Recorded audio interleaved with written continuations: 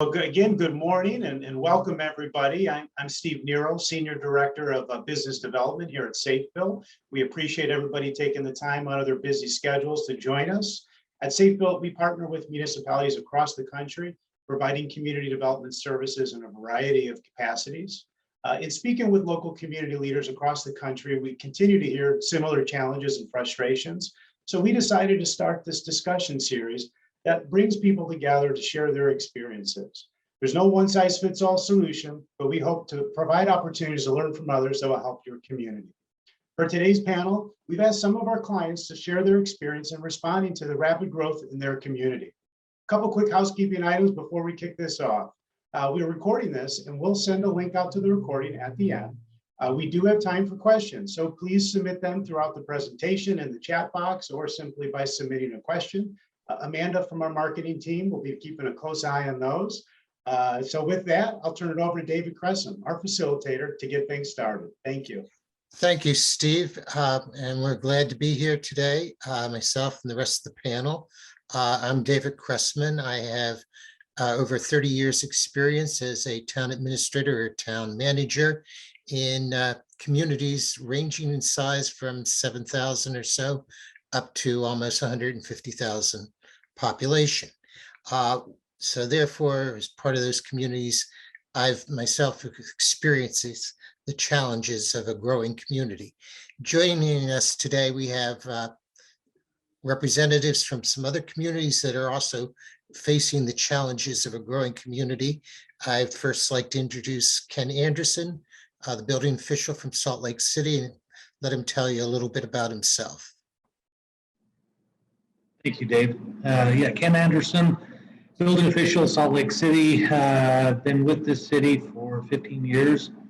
Prior to coming to the city, I worked in construction management, and prior to that, mechanical engineering. So anyway, it was great to come here. I've learned so much since being here, and I really enjoy being in this position and facilitating the public and giving them the best knowledge that I have. Thank you. And joining Ken from Salt Lake City is also Heather Gilcrease. Welcome, Heather. Do you want to tell us a little bit about yourself and your position? Hey, I'm Heather Gilcrease, Development Review Supervisor for Salt Lake City Building Department.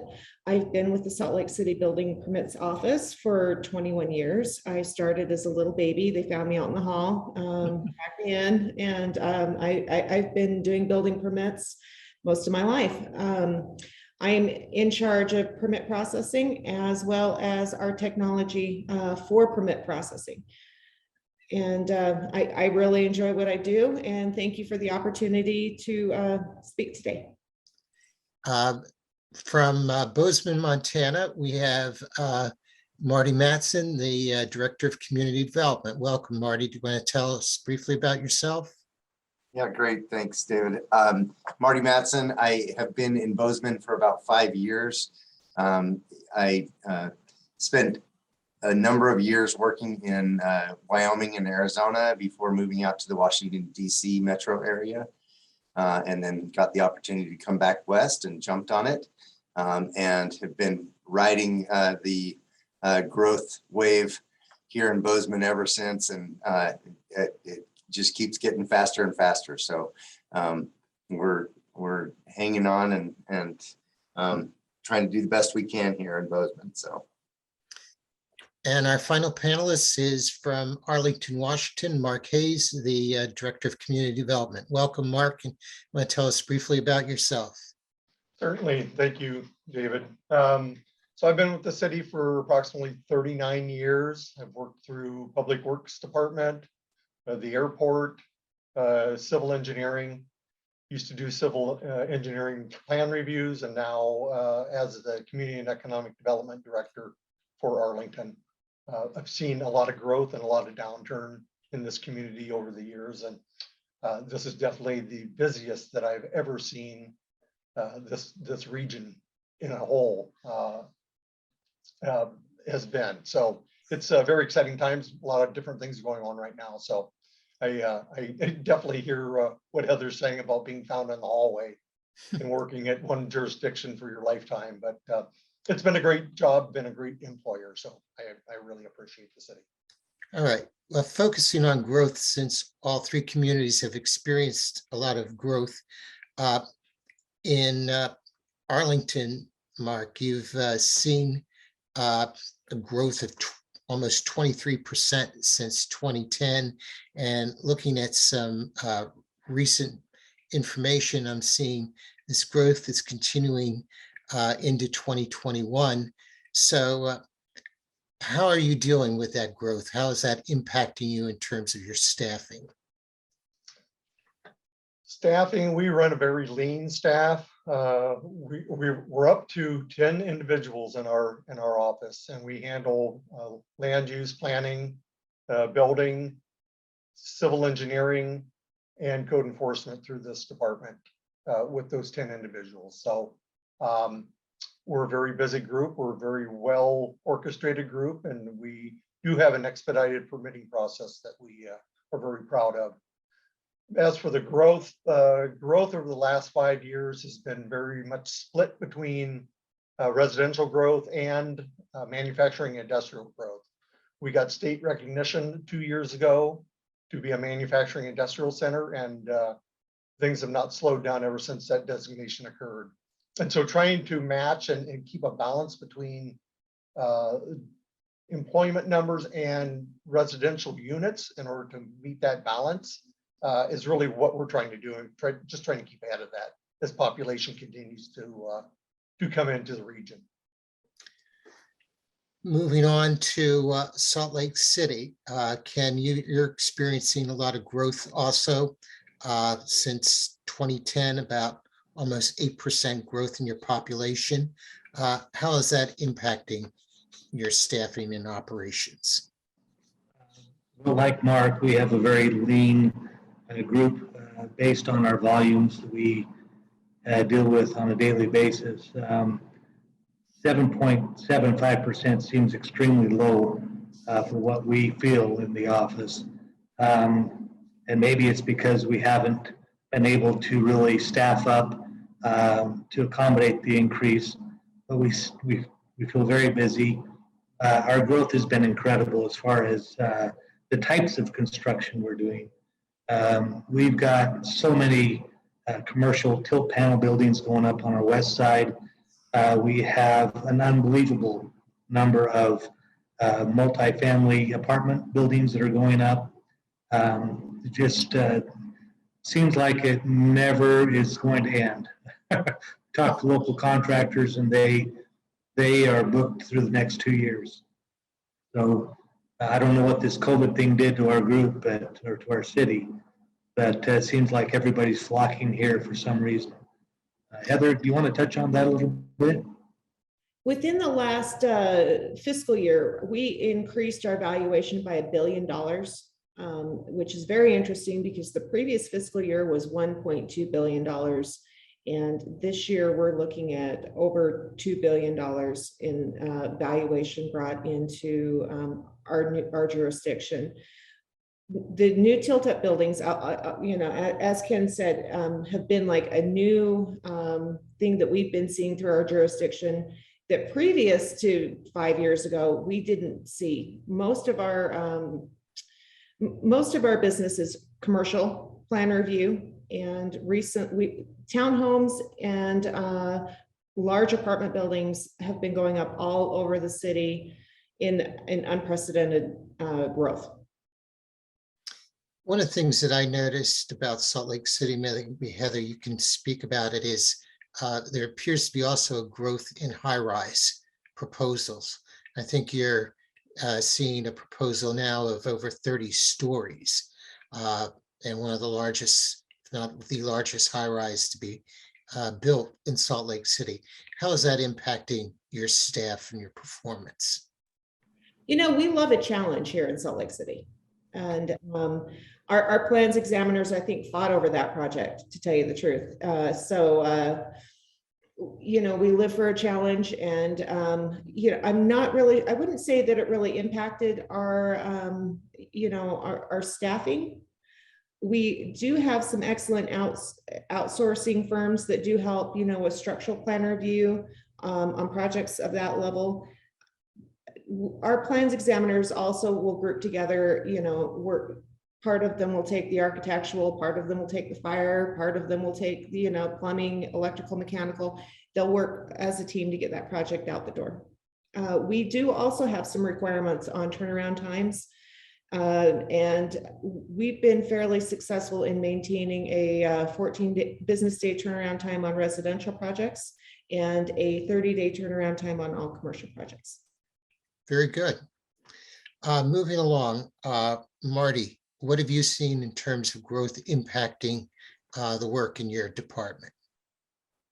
Yeah, so David, I think, when COVID hit, I actually had a moment where I took a breath and said, okay, we're going to be able to now relax for a little bit while everybody chills. And instead, the foot went full to the floor on the gas pedal here in Bozeman. So our growth is just kind of been exponentially increased over the last 18 months or so, where it was already, moving pretty quick before that.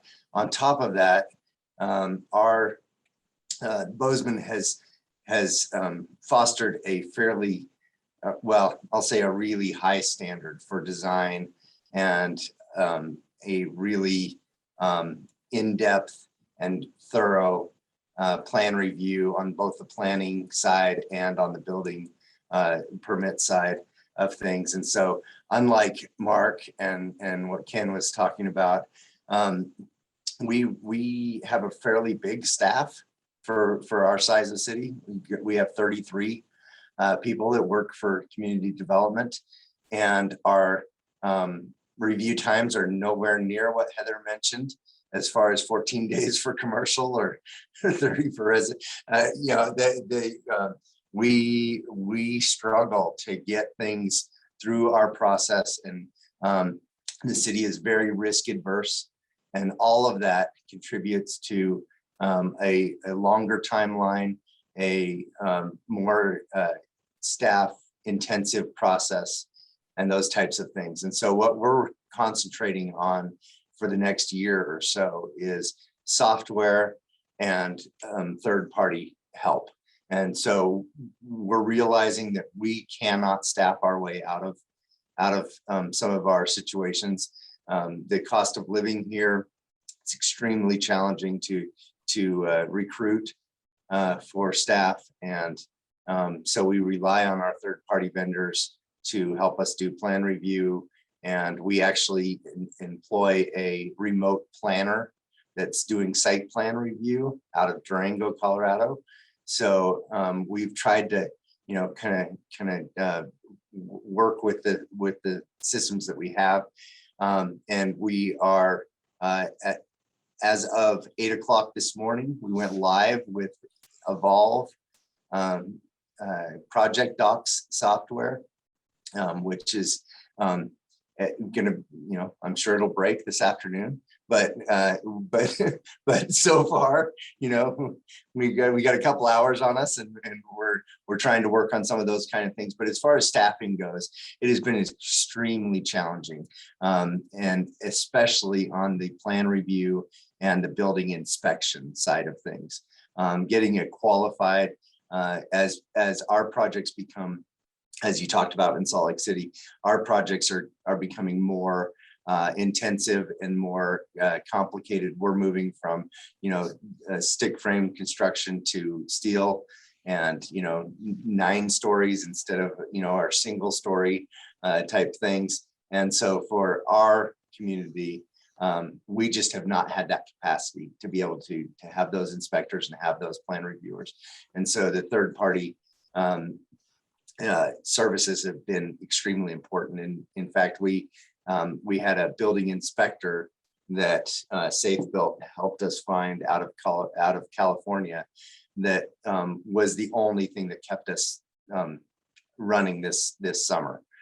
We were down 5 positions in our building inspection division and had no qualified commercial, large scale inspection services, and no ability to recruit for those, especially in our community where those positions are union positions. So we have very limited ability to negotiate salaries, and our median home price just continues to escalate, month after month. So I was a bit surprised doing a little research that your median home price, I think, is over $700,000 now in Bozeman. Is that right?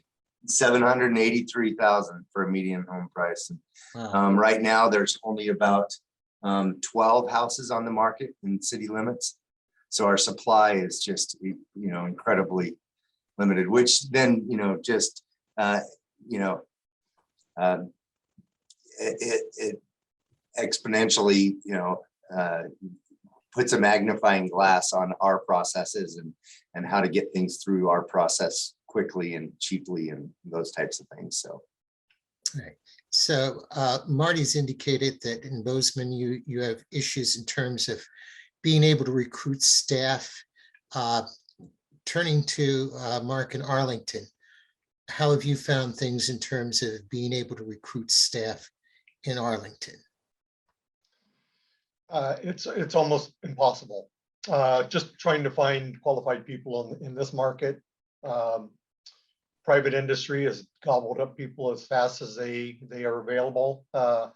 The public sector is, tailing behind, and it's really too bad because, as we're going to get back into the further on in this conversation about the silver tsunami, trying to get your staffing up to a point that you do have a succession plan in place is almost impossible to do right now, because you can't find the employees in order to bring them in and mentor and get them ready for that retirement that we all see coming in the next 5 years. So it's been difficult, and I, like Marty, we rely on SAFEbuilt for third party both review and inspection, because with a skeleton crew like we have, a very lean organization, third party review and inspection is the only way we can survive.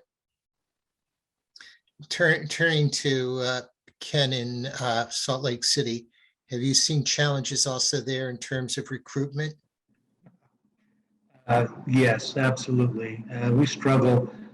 We have other jurisdictions in this area that, boy, the wage is going higher and higher. And, luckily we haven't lost anybody to other jurisdictions, but actually luring people into our city has been a very big challenge for us. Most of the recruits that we've actually hired have come from the private sector that have experience in construction. And, we have a grace period that we allow them to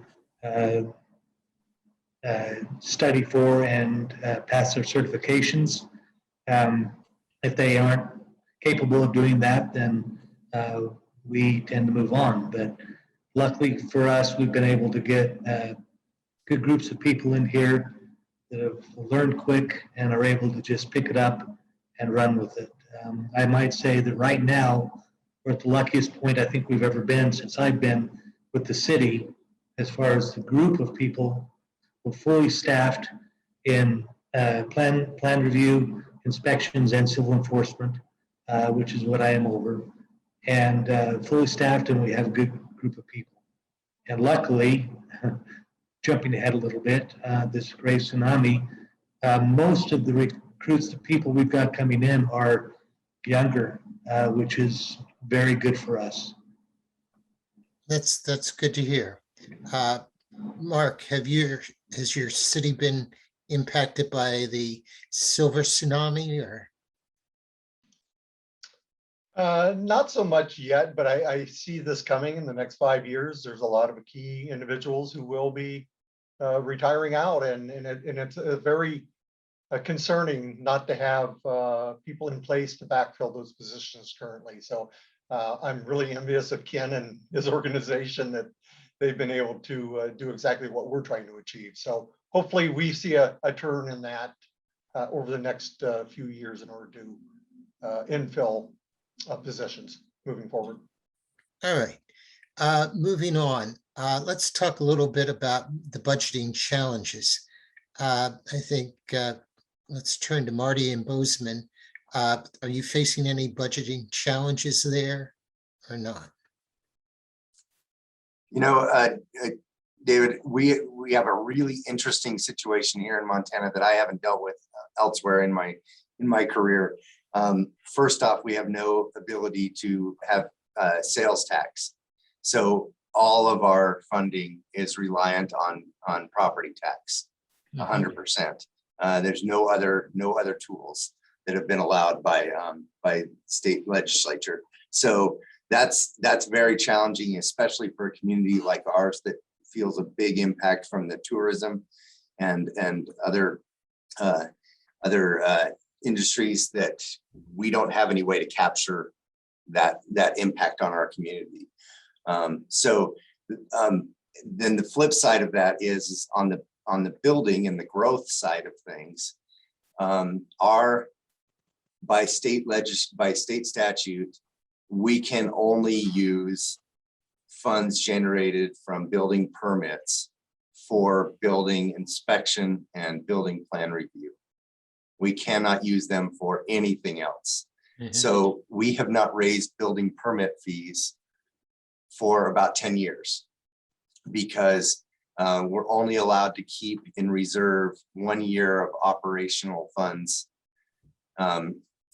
in reserve.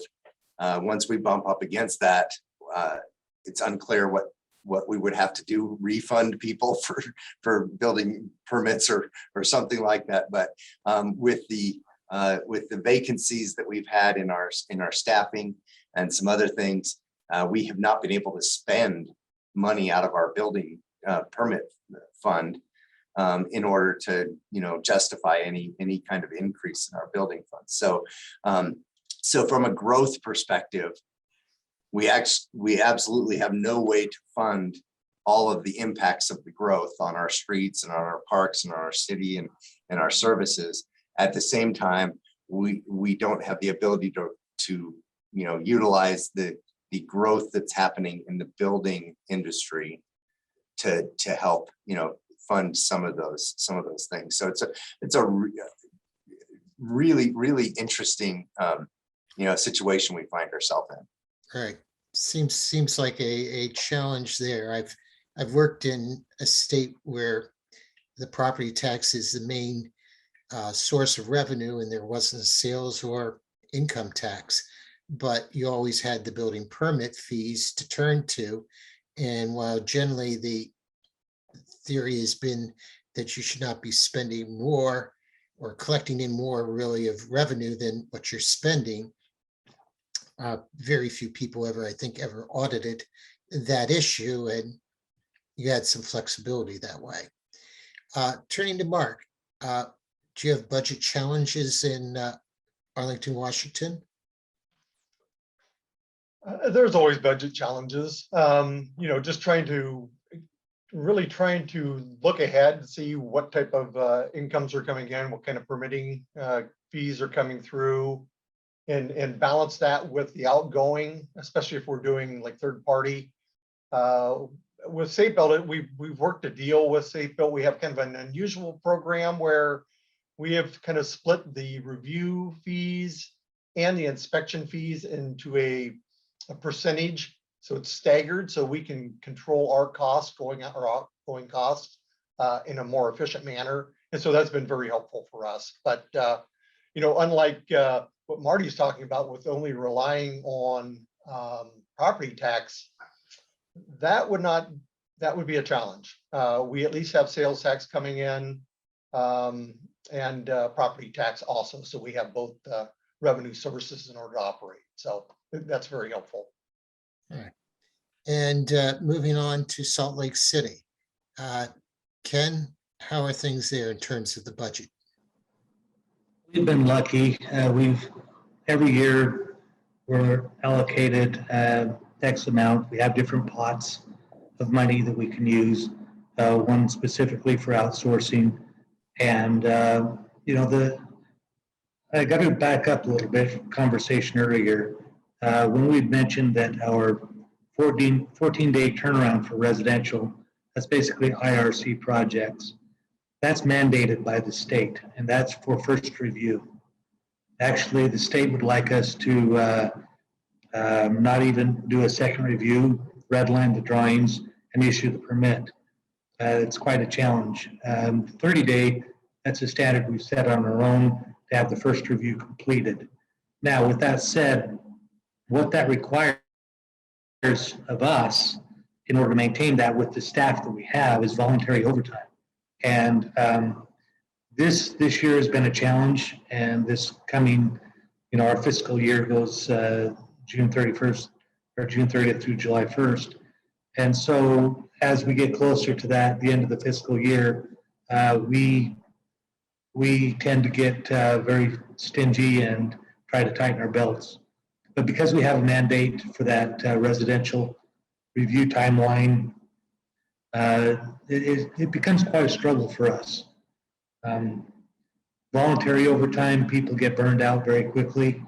And we've really got a good group who are willing to they see the big picture. They're willing to do what it takes for us to maintain, get the projects done, get them done on time, get them out the door, and with I think minimal complaints from our public.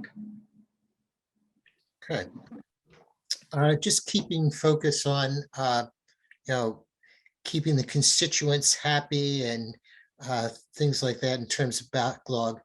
Heather, do you want to give us some more insight in terms of Salt Lake City and those issues? Because you are seeing a lot of permit activity and requests probably for reviews and how that's impacting you. Well, we, have been using Project Docs for about 10 years. We used to also have a process which would allow customers to come into our office and get an over-the-counter plan review. That has ceased with COVID. We do have some issues with some members of the construction community still wanting that service. And now we're, 100% electronic in our plan review processes. We recently just reopened to allow scheduling for customers to come in for technology assistance. That's sort of been, we've done a really good job, as Ken has stated, on maintaining our turnaround times. And with COVID, because our office has been closed, we have been able to focus more on core plan review versus day-to-day interactions with customers, with walk-in traffic. Mm-hmm. Yeah. So, I mean, we've done okay through all of this, I think. Good. Marty, I think you had mentioned earlier, you have a bit of a backlog in Bozeman right now, and you're trying to deal with it, I think, through outsourcing. Is that correct? It is. So we utilize SAFEbuilt for our third-party plan review for largely the more complicated plan review things. Our backlog right now has been really a I'll give you a quick example. In the prior city I worked for, the plan reviewers would look at the setbacks and say, okay, yeah, this single family home has 5-foot setback and 20-foot rear yard setback, and everything's good.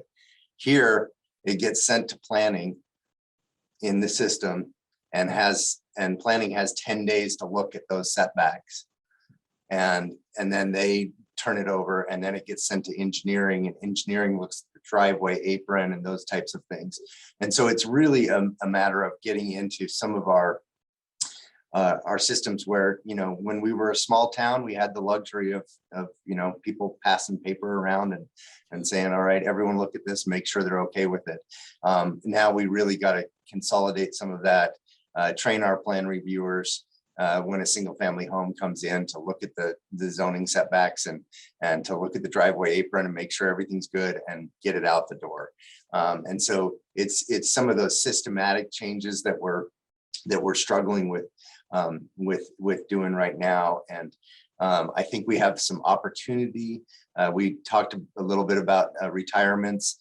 We just had our chief building official retire in March. And so we're recruiting for a chief building official. If anyone out there is looking for a move to Bozeman, I'll take you fishing and everything will be good. But we've got 2 of our plan reviewers and 1 of our commercial building inspectors that are planning on leaving in spring for retirement. And so we're losing some of that institutional knowledge. At the same time, it's a great opportunity to be able to train those new folks that are coming in a different way of doing things. We've been working with our finance department to be able to take those building funds that I talked about that we can only use for building, activities, and pay proportionately for different positions in administration. And so, for example, I'm going to have the plan reviewers look at those planning setbacks, and the state says we cannot do that. We cannot pay for that with building funds. So we will log that time and pay for it out of the planning fund instead of out of the building fund. And the finance department will have to help us, figure that out. And when we get audited, make sure that makes sense. But some of those systematic changes are really how we're trying to deal with getting out of this backlog, as you mentioned, David, that we have created, our systems have created. I can understand that because I've had situations in the past with building departments that have systems that moving paper from one department to another just has added time into the process. Ken had mentioned that I think in Salt Lake City, there are state requirements in terms of plan review timelines. Do you have that in Montana or not? We do not have that on the building permitting side. We do on the subdivision. That's really the only place that the state gets in and tells us what we can and can't do as far as timeline goes. But once that subdivision process is going, then the rest of the timelines for zoning and for the planning and building is kind of up to us. What we're really dealing with is our affordable housing crisis and our short building season. Our asphalt plant, for example, closes in a week and won't open again until late March.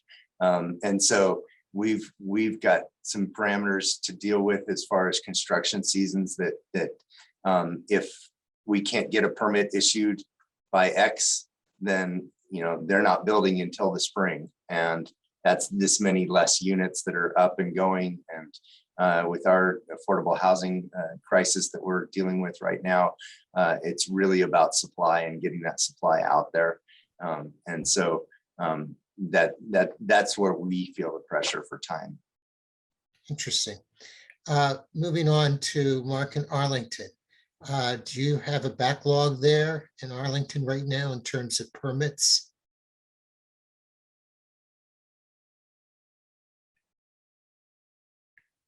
Mark, you're muted. Sorry.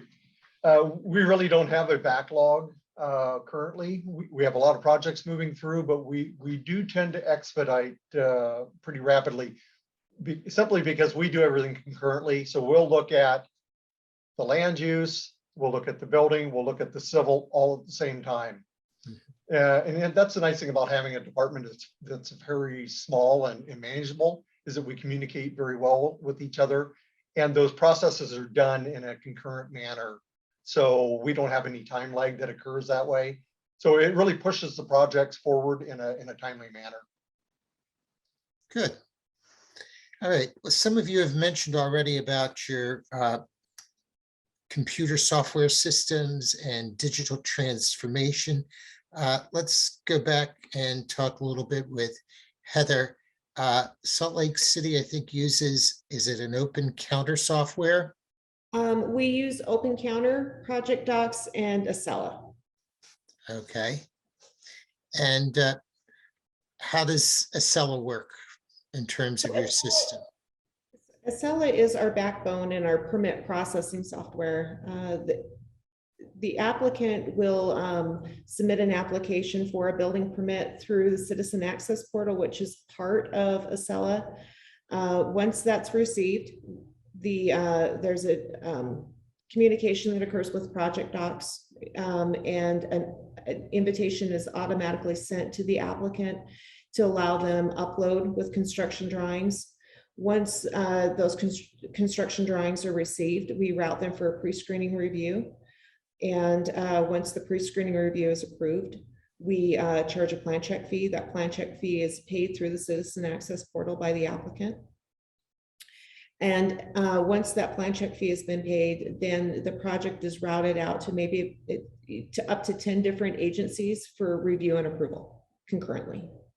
Great. All right, and moving to Marty in Bozeman, you mentioned that you're going live today with your system, and we're got our fingers crossed as you do that it's not going to crash. Yeah, so we are moving. We have been on the building permit side. We've been using Project Docs, the evolved software, for a number of years, and have upgraded that to the newest version as of a couple of months ago. The interesting thing about Bozeman is, in a large portion of our city, you don't get to just apply for a building permit. You have to first apply for a certificate of appropriateness, which means that you're getting your design and your house placement and those types of things approved through the planning department first. And that has been a paper process before COVID. When COVID hit, we were forced to go online really quickly. So we opened kind of a Dropbox type system where someone would send an email. We would then send them a link saying, hey, upload here. That system is all gone live this morning into Project Docs. So it should move seamlessly with the building permit process, which should save folks a bunch of time. Interestingly, here in Bozeman, we deal with mostly local builders and mostly local designers. And so it's just kind of going to be an effort to educate all of those local folks on how we're now doing this differently instead of how they've been doing it for the past X amount of years. So it's just, it's an effort in education. So I can understand that, trying to educate people who have been doing it a certain way for 10, 20 years or longer. And I remember when COVID hit, and we didn't have an advanced system because I had a building inspector who was up in his 70s at that time, working in the community, and wasn't into software and computers and things like that. We just had to put out boxes out in front of town hall so people could drop in their building permit applications and deal with them. So it was a unique way of handling it. Mark, are you using any particular software in Arlington, Washington? Yes, we use a platform called iWorks, and they for our permitting, and it works very well. I mean, all software has its own little idiosyncrasies, but for most of the purposes, it works very well for our situation.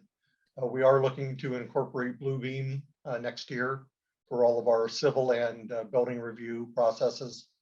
But you touched on something, David, I thought was pretty interesting, is that because you have a lot of contractors who aren't very technological savvy, and so you have to really provide for both sources. You have to be able to provide for the electronic processing, and then you have to also provide for the hard copy. And so we also have a pickup and drop off area in our office to accommodate for that, for the people who do not like to be on the computer and they would just as soon walk into the office and drop something off and get a hard copy. So Right. you have to accommodate. Yeah, that's what I found is you have to really operate in two systems until such time as people are able to and willing to move on to a more paperless system and software and things like that. Uh, but I think at the same time that we were also talking earlier prior to going live here, one of the things we talked about was how most of you have had your town hall or your offices closed to the public or have limited the public during the COVID experience. And that I think has impacted a little bit your productivity and performance. I know, Ken, would you like to just touch on that a little bit? Yes, thank you. It's been a difficult situation for everybody. And because, as Heather had stated, we were 80% electronic prior to COVID, we do still have those that struggle with our system. We do not have a process in place for paper. The people who struggle the most because of this are the small mom and pop shops and the individual residents that come in and want to pull a quick permit. We do have what we call a quick turnaround. That is, for example, residential interior remodels and that type of work, that we do turn those projects around next day. But we have tried, we have provided videos as far as the whole process goes, from the beginning to the end of the process, explaining how things work. And we have our written instructions point by point. We also have our permit processors that are willing to walk people through the process. If they want to call in, they don't understand. That's the way we've been able to handle that situation. May not be the best for public or for customer service, but it's us trying to train the people that this is the wave of the future, and this is the direction we have to go right now. I think also we were talking with you, Mark, about this also a little bit before we started. What's been your experience in Arlington during the COVID pandemic in terms of limiting the public and then its impact on productivity?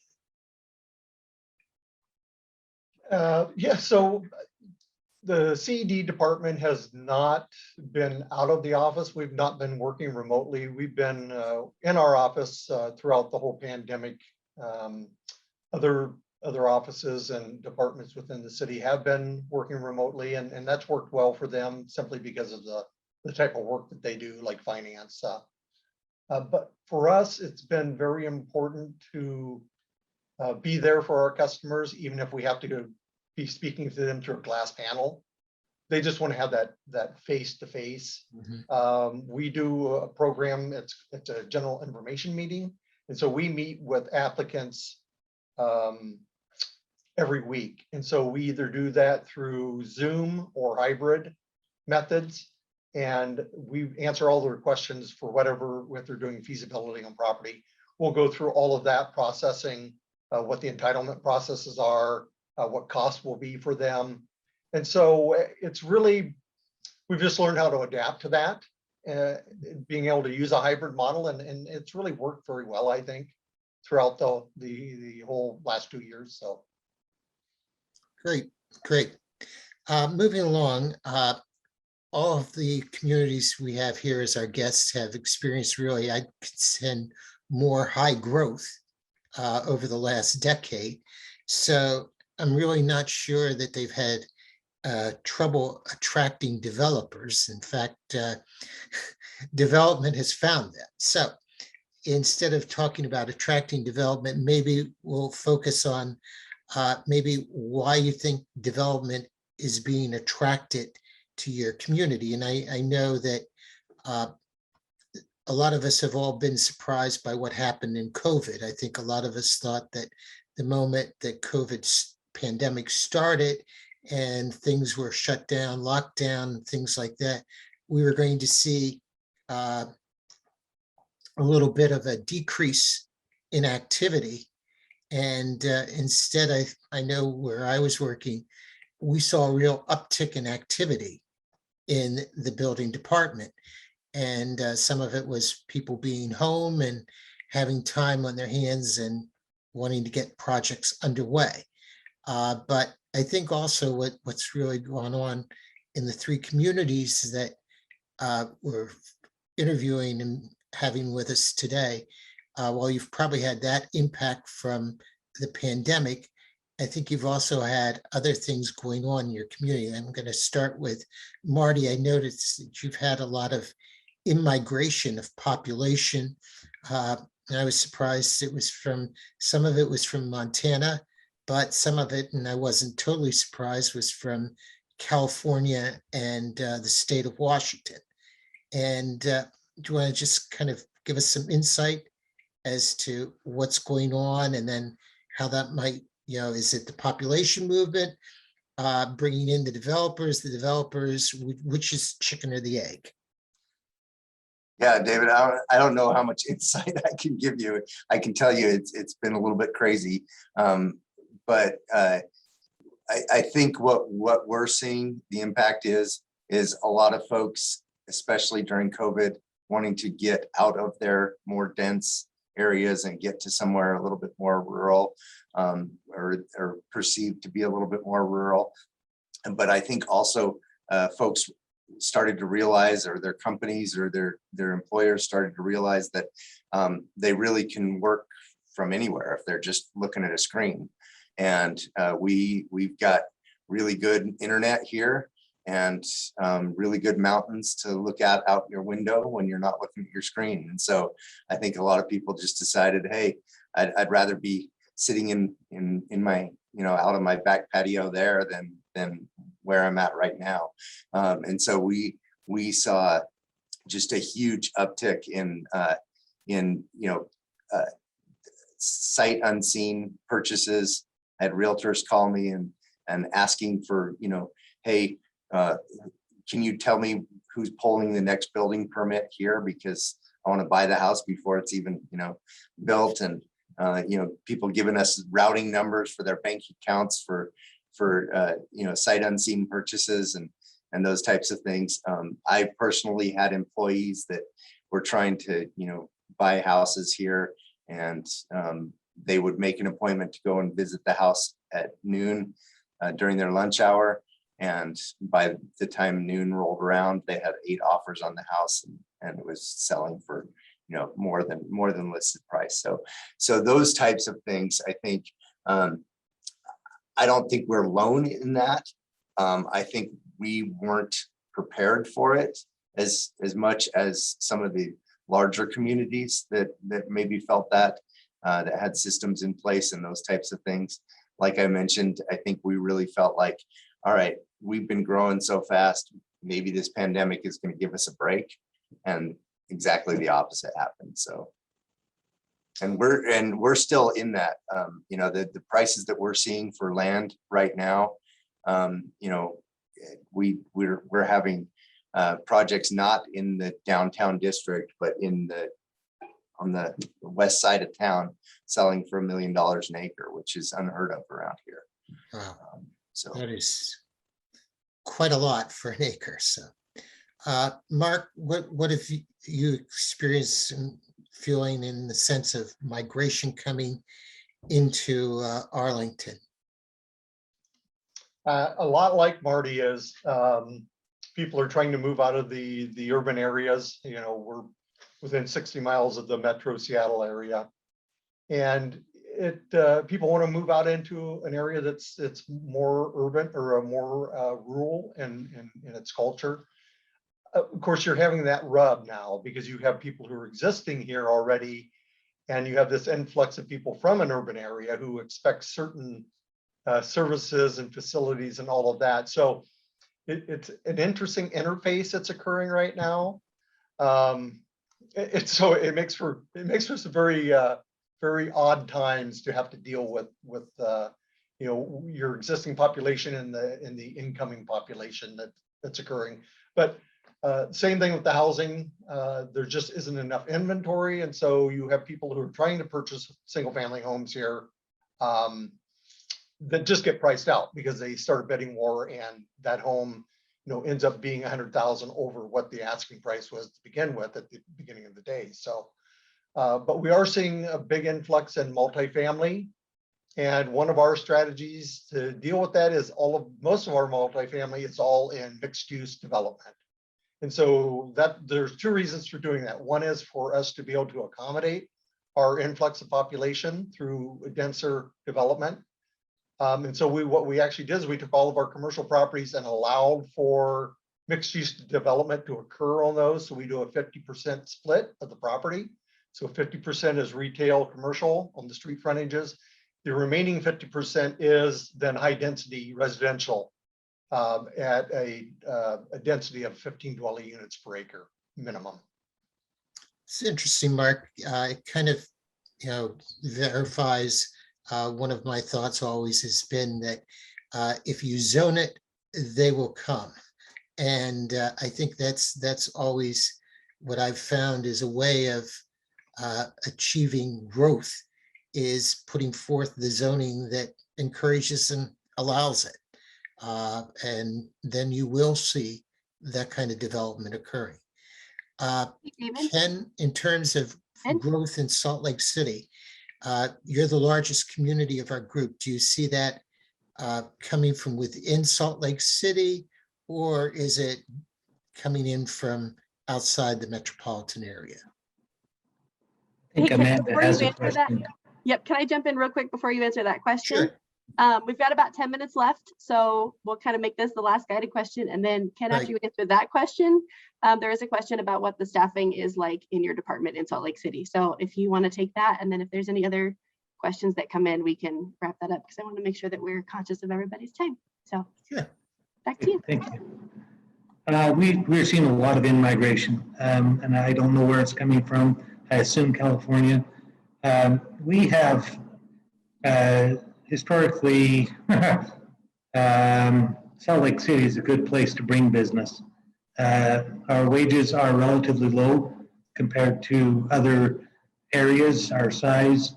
It's just an absolutely beautiful place to be. You can golf in the afternoon, or golf in the morning and ski in the afternoon quite a bit. So, I don't have a good answer for the reason why we have the in-migration.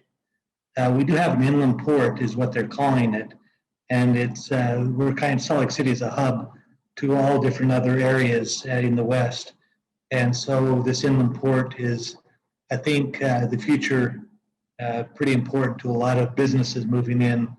We have had Amazon come in, and a lot of very large companies moving into the city. And I think that's attracting the in-migration. That and just the fact that we do have a beautiful state. Now the answer. Sorry, I was just going to jump in and say Salt Lake City has always been known as the crossroads of the West. And we're proving that right now. We're definitely proving that right now. Sorry, Ken, I just wanted to jump in and say that. But That's fine. Now, Amanda, can you please ask that question again? Yes. Just what is the staffing like in your department? So what staff levels, what numbers are you working with as far as your? Okay. Well, right now our division, which includes permitting, inspections, and civil enforcement, we have 62 employees, 8 plans examiners. I believe we have, I'm going to guess, 14 inspectors. That doesn't include our permit processors and managers, supervisors. And then I believe we have as well about 12 to 14 civil enforcement officers. So we've got, compared to smaller cities, that seems like quite a bit.